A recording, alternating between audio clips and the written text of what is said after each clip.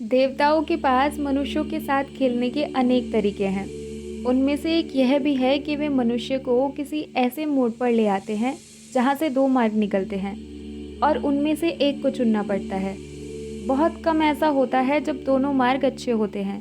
प्रायः दोनों समान रूप से ही दुविधाप्रद होते हैं। उन पर लगभग बराबर मात्रा में स्वर्ग और नरक का दर्शन होता है।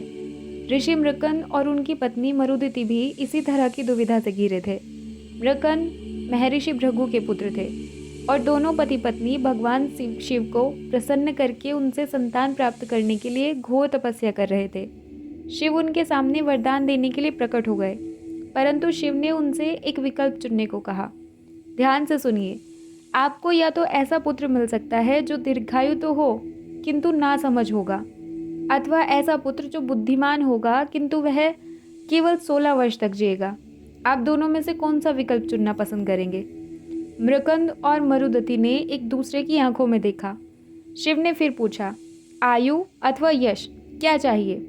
ऋषि ने शिव के सामने हाथ जोड़कर कहा, हम दोनों की एक ही इच्छा है महादेव। दीर्घायु पुत्र की संभावना निसंदेह मनमोहक है। उसकी उपस्थिति निश्चित रूप से वृद्धावस्था में हमें राहत देगी, किंतु यदि वह ना समझ हुआ तो उसका अपना जीवन नरक बन जाएगा। यह विकल्प स्वार्थ से भरा था। इसके बजाय हम बुद्धिमान पुत्र चाहते हैं, जिसकी मेधा उसके भौतिक अस्तित्व से अधिक चिरस्थायी हो।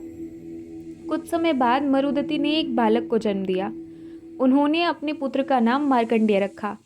उसकी बुद्धि इतनी प्रखर थी कि उसने बचपन में ही शास्त्रों का ज्ञान अर्जित कर लिया था।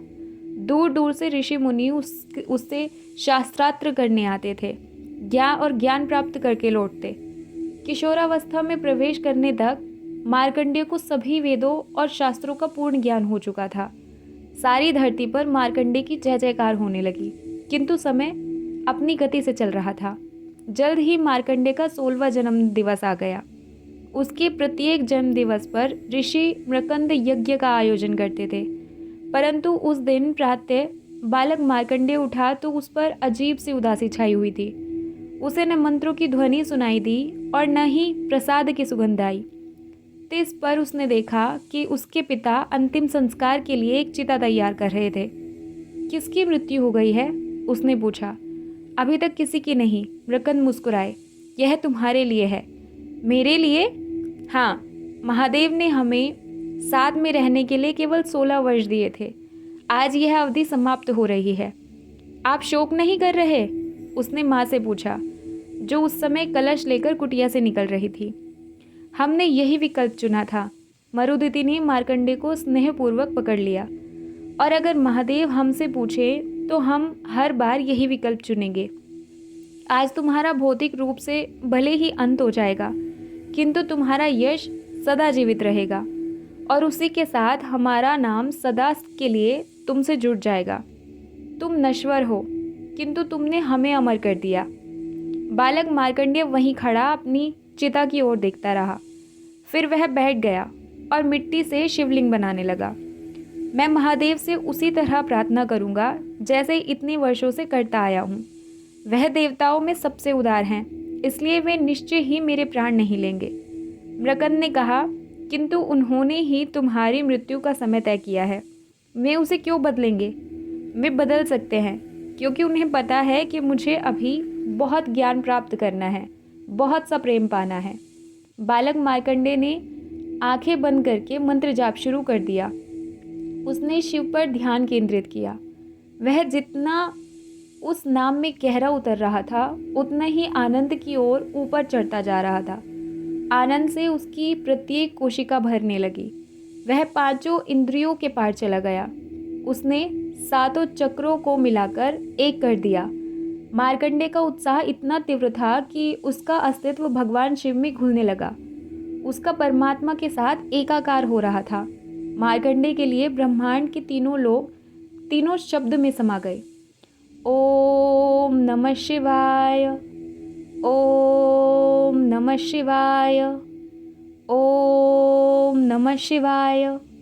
सहसा कुछ परछाइयाँ मार्कंडेय को घेरने लगी।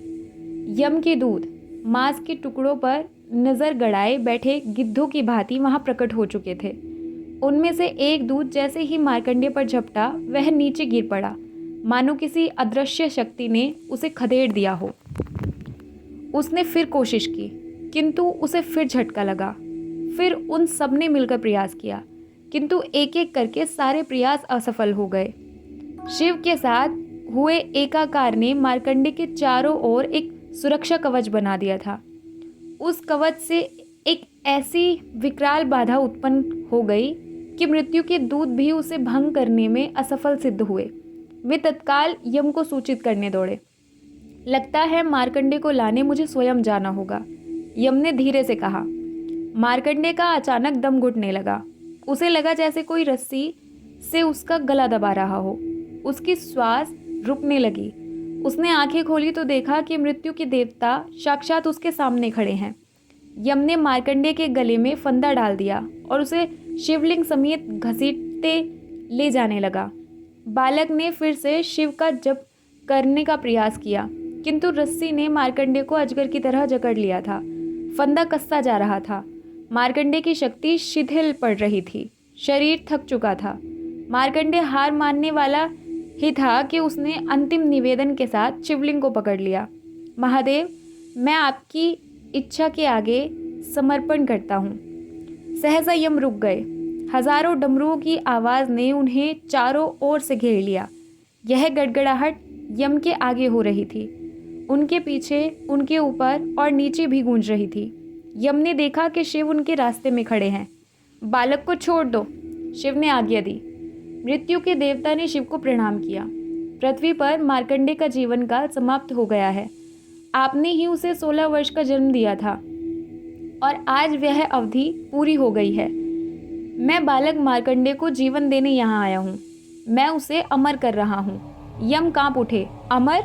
निसंदेह, किंतु आपने उसकी मृत्यु तय की थी। आप उसे जीवन कैसे दे सकते हैं? शिव निकट आए। मेरी ओर देखो। मैं भस्म लगाता हूँ, किंतु रुद्राक्ष भी धारण करता हूँ। मैं जीवन की बीज और मृत्यु की धूल दोनों से अलंकृत हूँ। इसी विरोधाभास में आपका उत्तर निहित है। जिस तरह मेरा शरीर दोनों तत्वों में सामंजस्य स्थापित करता है, उसी तरह मैंने मार्कंडेय की मृत्यु तय की थी और अब मैं ही उसे जीवन प्रदान कर रहा हूँ। मैं उसके लिए सारे नियम तोड़ रहा हूँ। पृथ्वी पर केवल कुछ ही लोग मार्कंडेय की तरह ज्ञान से प्रकाशित हैं और उनकी चिरस्थायी उपस्थिति सभी को लाभान्वित करेगी। अमरता प्रदान करना लौकिक नियमों के मूल सिद्धांत के विरुद्ध है, यम ने सिर हिलाते हुए कहा। आपने पहले भृगु के पुत्र शुक्राचार्य को मृत संजीवनी विद्या देने का वचन दिया और अब आप भृगु के पौत्र को अमरता प्रदान कर रहे हैं। मृत्यु का देवता होने के नाते मैं किसी मनुष्य को अमर होने की अनुमति नहीं दे सकता। मेरी भी ब्रह्मांड में एक निर्धारित भूमिका है जिसे निभाना मेरा दायित्व है, अन्यथा मुझे धर्मराज होने का अधिकार नहीं है। मेरे पिता सूर्यदेव अपने पद पर अडिग रहते हैं और मुझे भी वही करना चाहिए। आपसे प्रार्थना है कि मुझे मेरा धर्म निभाने दें। जो मेरा है मुझे उसे ले जाने की अनुमति दे। यम ने जैसे ही कदम आगे बढ़ाया, डमरू और जोर से बजने लगे। उनकी गूंज तेज होती गई और वे यम के निकट आकर अदृश्य हाथों से उन्हीं का गला घोंटने लगे। यम तड़प रहे थे। उनकी श्वास रुकने लगी। डमरुओं की गूंज उनके भीतर धंस रही थी। उनके नाखून चुभ रहे थे। उन्होंने यम का गला घोंट दिया और उनकी श्वास नली में छिद्र कर दिया। यम की आंखें बाहर निकल आई। डमरू गरज रहे थे। यम हिंसक रूप धारण करने के लिए झुके तो डमरुओं ने यम की गर्दन मरोड़ दी। ब्रह्मांड की मानो सांस रुक गई। स्वयं मृत्यु का अंत हो गया। विनाश! देवतागण नीचे आने लगे। वे शिव को शांत कर रहे थे। यम को पुनर्जीवित करने के लिए विनती कर रहे थे। उन्होंने शिव को याद दिलाया कि यम की उपस्थिति ब्रह्मांड के लिए और पुनर्जन्म की लय को बनाए रखने के लिए महत्वपूर्ण है। देवताओं ने शिव से कहा कि वे अकेले कर्म के आधार पर न्याय कैसे कर सकेंगे। इस पर शिव ने देवताओं के समक्ष एक साधारण से विनिमय का प्रस्ताव रखा। यम को उनका जीवन तभी वापस मिलेगा जब मार्कंडेय को अमरता प्राप्त होगी। देवताओं ने आखिर शिव का प्रस्ताव मान लिया। यम ने जैसे ही आंखें खोली, सब शिव के समक्ष नतमस्तक हो गए। महादेव, आपने जो किया है वह इससे पहले कभी किसी देवता ने नहीं किया। आपने न केवल काल का अंत किया, अपितु अपने भक्त को अमर भी कर दिया है। इसलिए इस घटना की स्मृति में हम आपको कालांतक नाम देते हैं, अर्थात वह जिसने मृत्यु पर विजय प्राप्त की, वह जिसने संसार को दिखाया कि सच्ची भक्ति में कितनी शक्ति होती है। मार्कंडेय द्वारा आपका आह्वान करने के लिए उच्चारित किए गए शब्द अब से महामृत्युंजय मंत्र कहलाएंगे, और जो भी इसका पाठ करेगा उसे मृत्यु का भय नहीं रहेगा। भगवान शिव ने बालक मार्कंडेय के चेहरे को स्नेह से सहलाया। तुम्हारे माता पिता ने बुद्धिमत्ता से चुनाव किया था। क्या हम मनुष्य वास्तव में कुछ चुन सकते हैं भगवान? मार्कंडेय ने पूछा। क्या यह चुनाव मेरे माता पिता का था? क्या आपने पहले से ही उनके लिए यह चुनाव नहीं कर लिया था? डमरू हंस रहे थे। शिव मुस्कुरा दिए। हर हर महादेव।